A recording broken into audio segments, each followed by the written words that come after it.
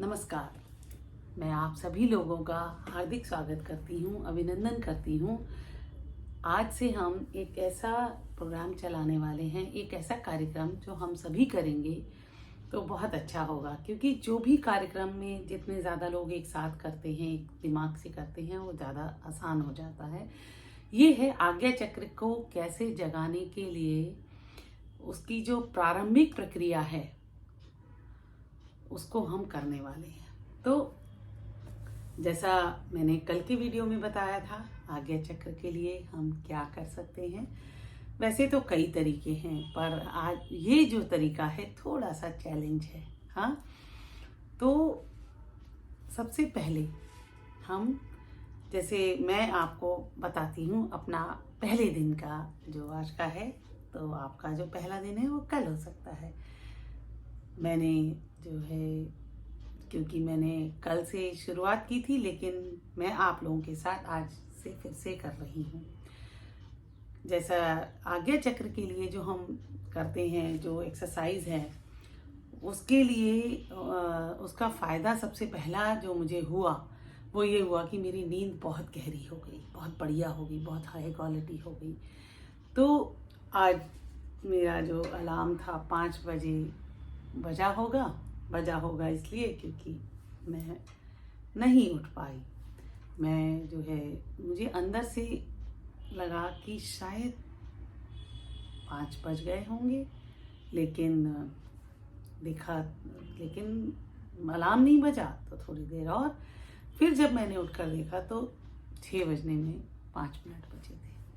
तो खैर, फिर मैंने फ्रेश होने के बाद मैंने शुरुआत की अपना जो रोज़मर्रा का अभ्यास है, जिसमें मैं मेडिटेशन पहले कर लेती हूँ, ठीक है, जिसमें मैं मूलाधार चक्र पर और ब्रीदिंग और ये सब जो हम कर रहे हैं वो मैंने करा, लेट कर करा।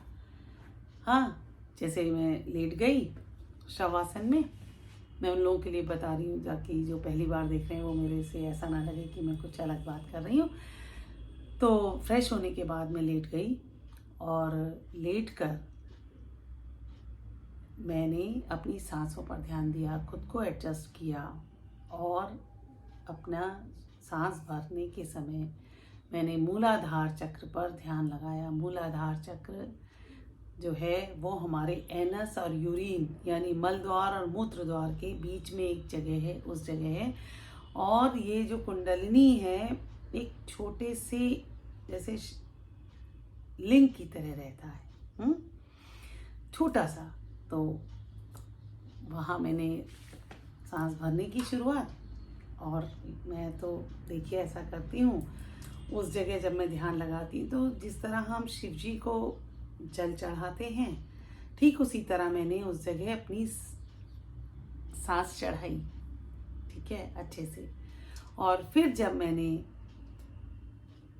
सांस बाहर छोड़ी तब मैंने यहाँ पर ध्यान लगाने की कोशिश की। जी हाँ, कोशिश की, ऐसे जल्दी से होता नहीं है। कई बार लगता है उस पूरे रिपीटिशन में, कई बार नहीं लगता। तो ये करने के बाद फिर 7 बज गए। हाँ, और फिर मैं जब 7 बज गए तो मैं शवासन में लेटी, बिल्कुल रिलैक्स किया और फिर दाहिनी करवट लेट कर दाहिनी करवट ली, आंखें बंद थी, और फिर आराम से उठी और अपनी हथेलियों को इस तरह से रगड़ा और अपनी आँखों पर रख लिया, ठीक है, आँखों पर रख लिया। और फिर मैंने जो है अपनी आंखें अंदर खोली और हथेलियों को देखा, उनको चूमा। फिर मैं अपना जो स्वर यानी दाहिना स्वर या बायां स्वर, पहले जैसे कि मैंने बताया कि जब हम राइट स्वर में लेटते हैं, राइट साइड में लेटते हैं तो हमारा लेफ्ट स्वर चलता है, और दिन के लिए हमें क्या चाहिए, लेफ्ट वाला बायां स्वर। तो मैं इसलिए राइट साइड में थोड़ी देर लेटती हूँ, फिर मेरा बायां स्वर चलता है। तो फिर मैंने बायां पैर नीचे रखा और मैंने देखा कि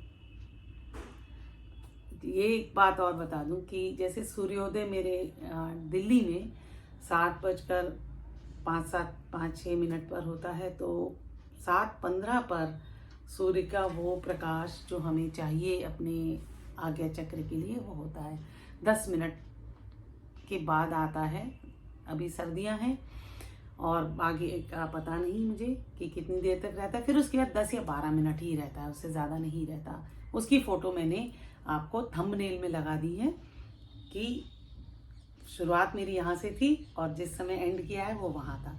जो एंड है उसमें दिख रहा है येलो, लेकिन जब मैंने करा तो वो वाइट हो चुका था। अब मैं उसके बाद छत पर गई और पहले तो मैंने उस जगह का, उस समय का फ़ोटो लिया जब मैंने शुरुआत की, और मैं आप लोगों के साथ शेयर कर सकूँ इसलिए मैंने आखिर की भी फ़ोटो ली। अब मैंने जैसे उसको देखा, ठीक है, जब देखा तो आँख बंद की तो पिंक लाल लाल दिखता है, कोई सन जैसा कुछ नहीं, सिर्फ सूर्य की रोशनी दिखती है।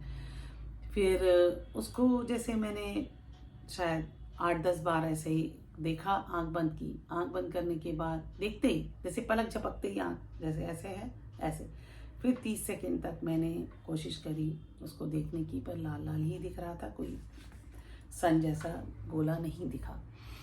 फिर और कोशिश करी कि गायत्री मंत्र का जाप करूं मानसिक, तो लेकिन पीछे से मंदिर से आरती की आवाज़ आ रही थी। फिर मैंने उसी को सरेंडर किया क्योंकि क्लैश होने पर डिस्टर्ब होते हैं। फिर मैंने आरती की आवाज़ को ही कर दिया। और उसके बाद आप देखिए, मैं जो है उसके बाद जब मेरे ख्याल से 8-10 बार मेरा ये हो गया एक्सरसाइज, उसके बाद फिर एक गोला दिखता है, ठीक है, आंख बंद करने पर एक गोला दिख पाता है। हमारा जो लक्ष्य है इस 20 दिन 21 दिन के प्रोग्राम का वो ये है कि वो गोला हम बिना सूर्य के सामने जाए हम अपने आंख बंद करके वो गोले को देख सकें, ऐसा अभ्यास करेंगे। इस अभ्यास से हमें ये होगा, ठीक है। तो अब मैंने जब फिर वो जो गोला दिखा, फिर दूसरी बार ऐसा हुआ कि 2-3 गोले दिखे। हाँ, वो 2-3 गोले देखते देखते देखते देखते फिर 3 से 2 रह गए। फिर उसके पीछे से बिल्कुल एक असली दिखा, बाकी प्रतिबिंब दिखा, इमेज। तो इस तरह का मेरा ये अभ्यास होता रहा।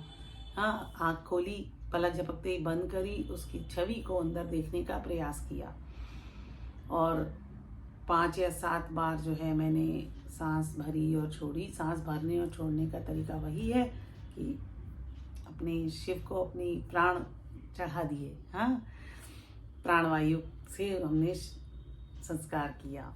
तो अगर ये जब हमारा ये बिल्कुल हम देख पाएंगे तो हम सूर्य को जल कहीं भी हो, सूर्योदय के समय हम वो जल चढ़ा सकेंगे मानसिक रूप से, जिसमें कोई चीज़ कहीं नहीं है।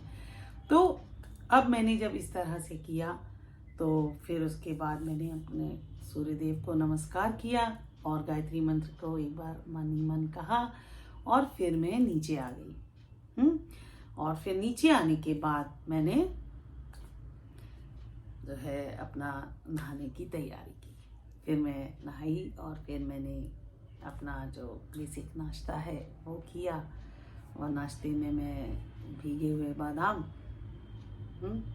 20-30 और चाय लेती। जी हाँ, ये चाय मेरी थोड़ी कमज़ोरी है शायद।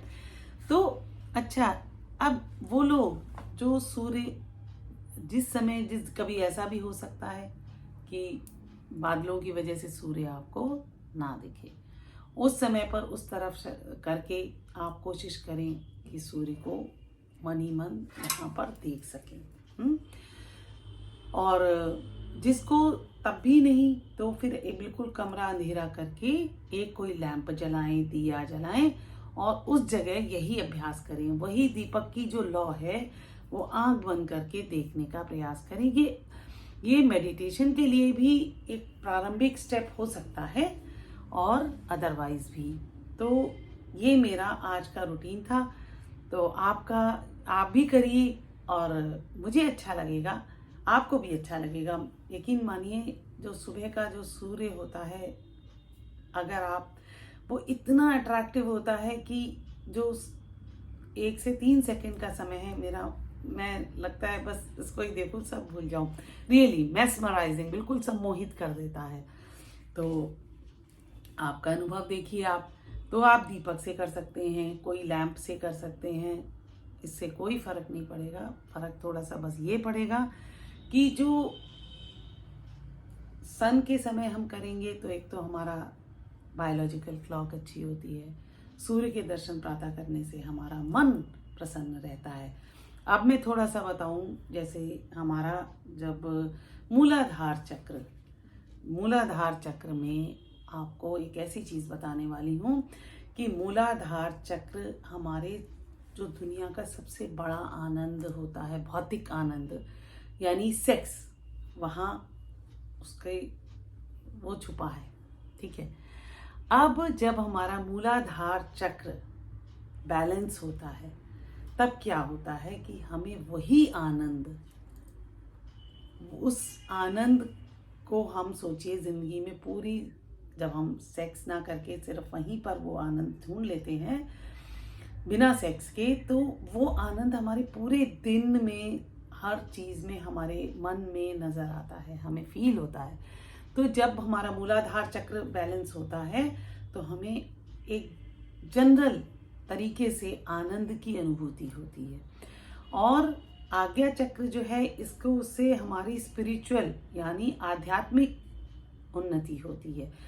तो जब हम, अब हमारा क्या है, क्रिया योग या कुंडली जागरण का ध्येय क्या है कि जो भौतिक आनंद है उसको आध्यात्मिक आनंद के साथ मर्ज कर दिया जाए, जोड़ दिया जाए।